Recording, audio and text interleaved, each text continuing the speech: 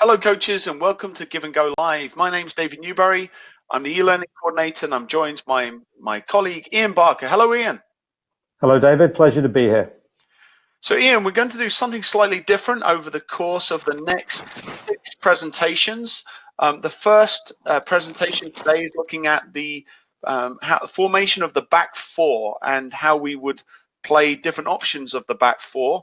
And then the second part of this presentation will be looking at the rationale of why we would like to play the back four formation. Presentations 3 and 4 will look at the back three, and presentations 5 and 6 will look at the back five. So let's talk about the features of the back four and the numbering system. Sure, thanks, David. So the numbering system should be familiar to many listeners who've participated with Give and Go before. And what we're looking at really today is, again, this back four orientation. We're not so worried about the 6 in front. So in our traditional numbering system, regardless of what number the kids have on their shirts or the players have on their shirts, number 1 is our goalkeeper. Our wide left defender will be 3, our wide right defender number 2, and traditionally we identify our centre backs as 5 and or 4. And the idea here is that once the players understand these numbers and where that means, where they position themselves, and maybe what the roles and functions are of those positions, again, regardless of the number they wear on their back. Just interestingly though, you'll notice here that this is not a typo, that we have 2 number 6s, and the suggestion could be that these 2 players perform essentially the same role of a holding, let's say, defensive midfielder at the expense of a number 8. We could maybe sometimes say, you know what, we're going to play with 2 out-and-out strikers, 2 number 9s, and we're going to sacrifice maybe our creative playmaker number 10. So the idea is that these numbers will identify the positional space of the players and perhaps their functional responsibility. But let's move on now to the meat of the presentation. And a couple of the things about the back four in this first interpretation that we like. We like the fact that it gives us a fairly good coverage of the width of the field, that we've actually got 3 to the 4 of the potential attacking zones well covered. One of the things we would also identify is that our zones that we're kind of covering are going to be narrower and smaller for the 4 and 5 because they're defending the very heart of our defense and the center of goal. Of course, out wide, we're going to perhaps expose our 2 and 3s a little bit more because we're not as threatened down the wide space as we would be if the opponent attacked centrally. Considerations would be, if 2 is defending, does 4 come out and cover them, which would then mean requiring a shift of 5 and a shift of 3. That's one potential. Or can we try to keep 4 and 5 at home where they do their most important work and have 7 and 11 when necessary provide cover to 2 and 3. So there's a different interpretation, different ways to consider what we're doing here. And then we'll move on one slide and we'll look at, again, some of the considerations.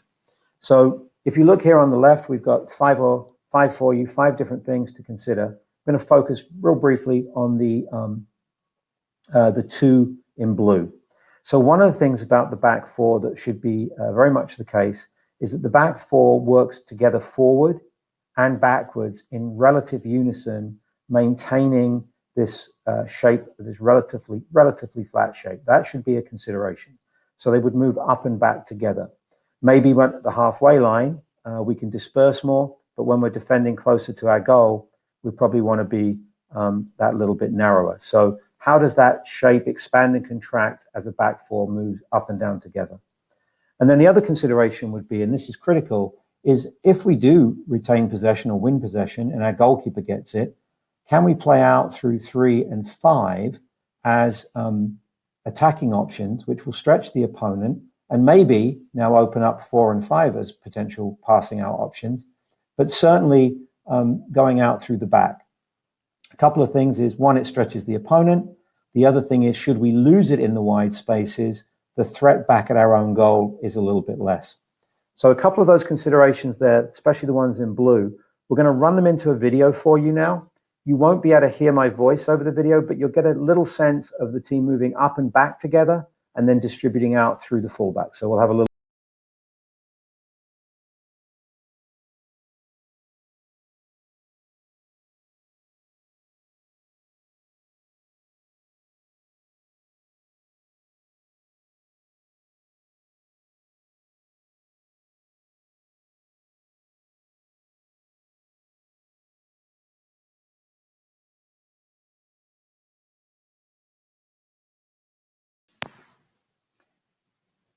And certainly kudos to David there for some nice animations for you. So hopefully those were interesting.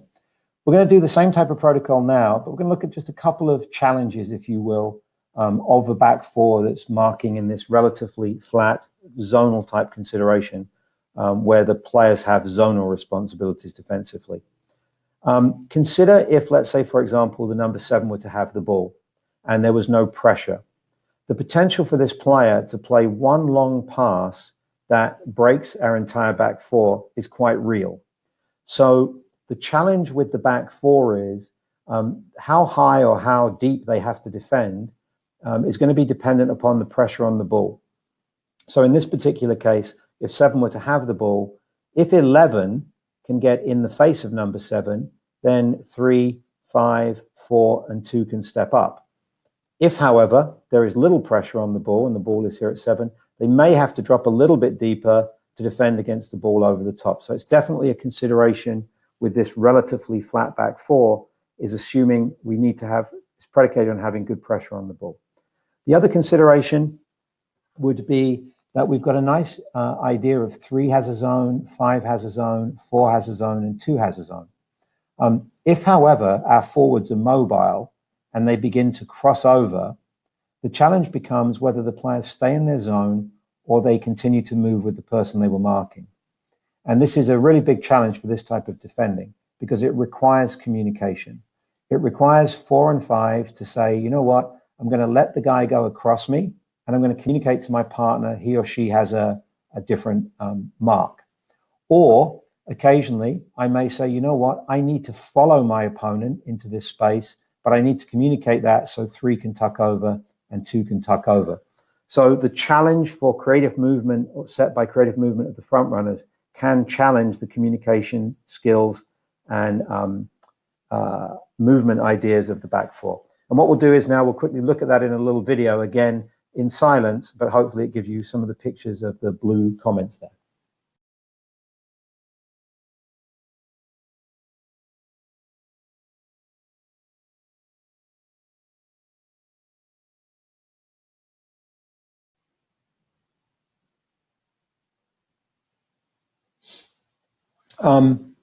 Kind of a quick video, but hopefully you can check it out and look at it a little bit more. So another option, not very common in the modern game, but we do see this in youth soccer, certainly in high school soccer, and it is a very effective defending approach using a back four for a lot of coaches, especially if the players haven't really you haven't had a lot of time to train them. So this could be a legitimate consideration when needs must.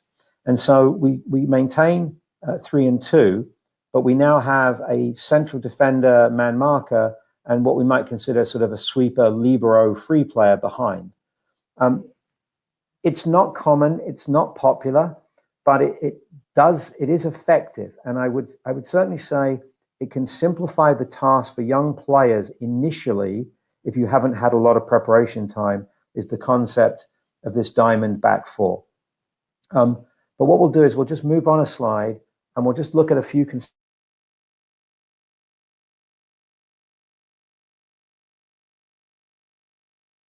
if it's 2 to be a marker, 3 to be a marker, and 5 to be a marker, then it is up to number 4 to get across and provide a lot of the cover, because he or she is designated as that, what we might quote, free defender or sweeper. This is also, though, a player, when we consider this notion of a sweeper as a libero, who could be free as an attacking player. And so they might be the person that the goalkeeper distributes to because they have an element of creativity, the ability to pass or run forward and actually predicate our attack. And then the other part of this is, in this orientation, we have the opportunity to mark 3 players if they play with 3 up front, and we certainly have enough to mark 2 strikers. So this could be a really quite effective way of sealing up your defense and packing quite a few players in a narrow area, unlike the zonal defending of the 4 where you cover a little bit more width. But we'll have a little look at a video to see if we can capture the number 4 being creative.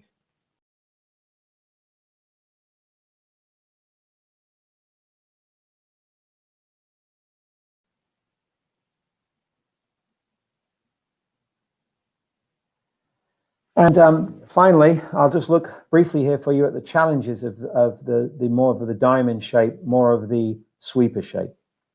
So life is really good for the number 4, the free player, if it's the case that all of the opponents conveniently let themselves get marked at the point of 5, 3, and 2. If, however, the opponent is clever and the opponent comes and steps all the way up on number 4, and number 4 wants to be your sweeper, what does that player do? Well, logically, they might drop a bit deeper to try to get free. If the opponent follows them, you can see the implications of your entire team collapsing. So one of the challenges of playing with the sweeper is if the opponent is clever and actually steps up onto your sweeper. If it's the case that we have to have 3 and 2 pinch in because of the relative narrowness of 4 and 5, we're now starting to expose ourselves in other places. That being the case, we may ask our 11 to drop back and our 7 to drop back, and now we're starting to concede numbers in the midfield.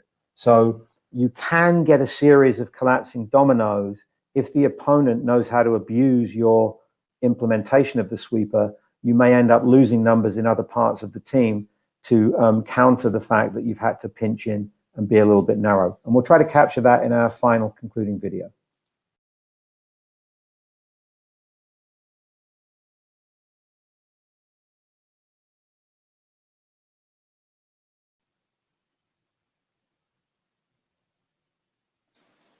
Well, thank you, Ian, for that wonderful presentation of the back 4. Just as a reminder, coaches, that the second video will be looking at the rationale of why you might want to use the back 4 with your team. So thank you, Ian, for your time, and thank you, coaches, once again.